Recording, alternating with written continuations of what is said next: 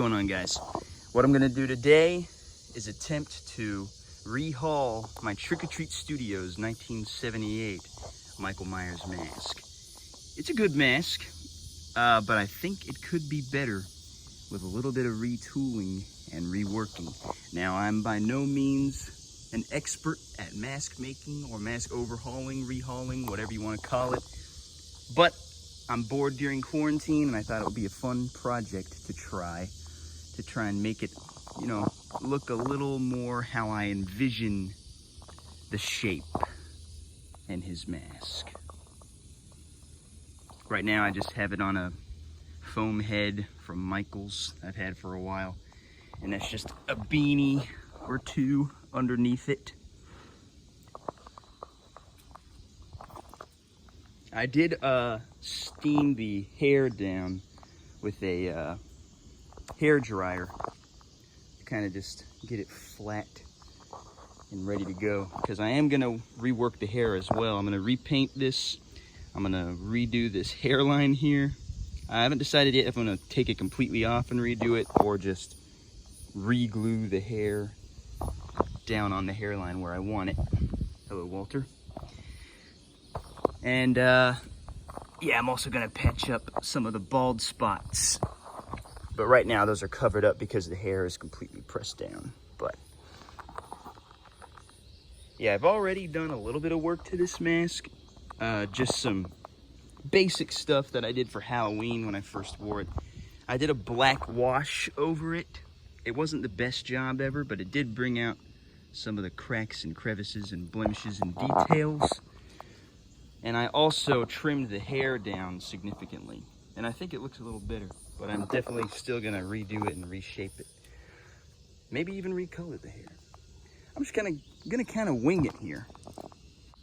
So just to show you guys what I'm gonna be using here, I got some peach and a toasted marshmallow acrylic paint, because I want to paint it flesh toned like the original Kirk mask first before I spray paint it white.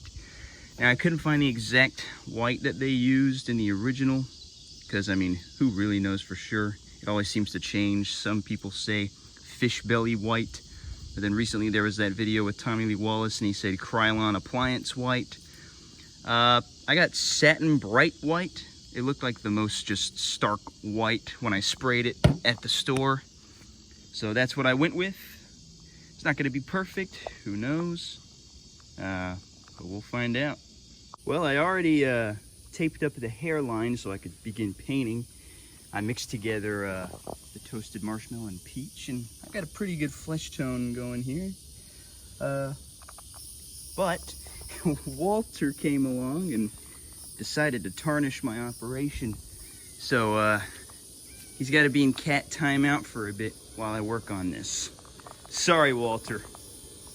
All right, so I got the flesh tone pretty much completely over it. I missed a few spots in the back, like, you know, where the hair is, but I can always go in and, you know, redo stuff if I have to.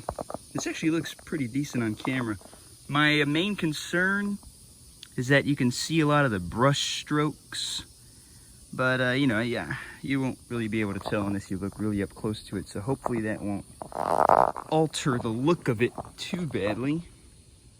But for now, I'm gonna let this dry before we start the white spray paint.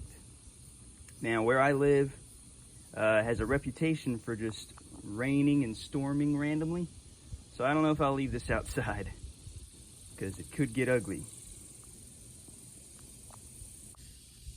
Now, my foam head has, you know, a hole in the bottom, as most do, so you can put it on a wig stand or something like that. I decided a PVC pipe would work just fine for what I have to do when I'm ready to spray paint it.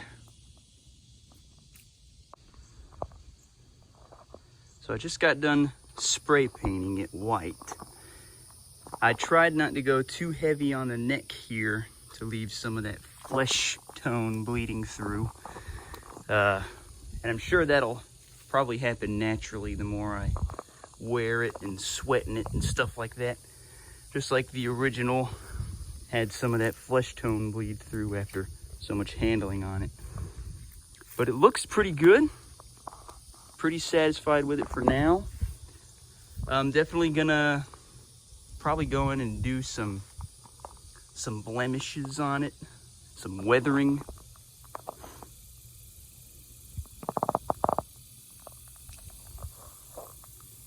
It's looking pretty good so far.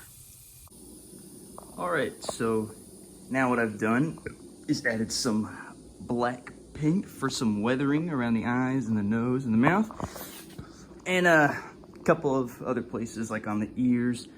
You know, his famous little lines on his face, the glue lines from the William Shatner sideburns.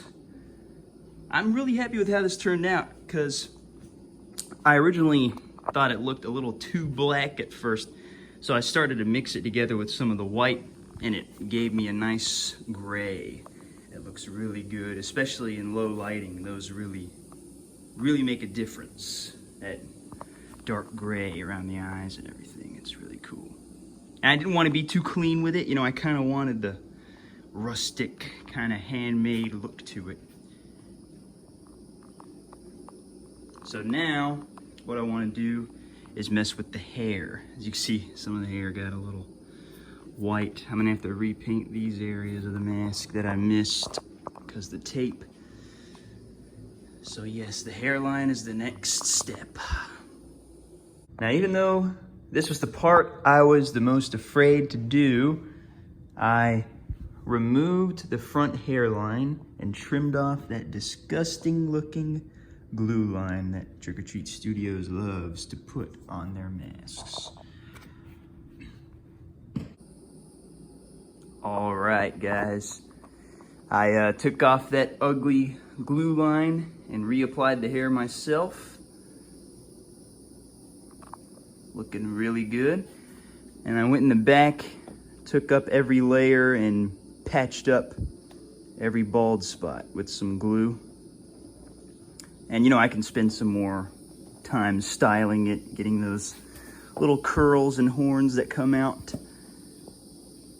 But I'm really happy with how it turned out. And I'm definitely gonna give you guys some shots of it worn with the costume and some lower lighting. I know this thing is really gonna look good.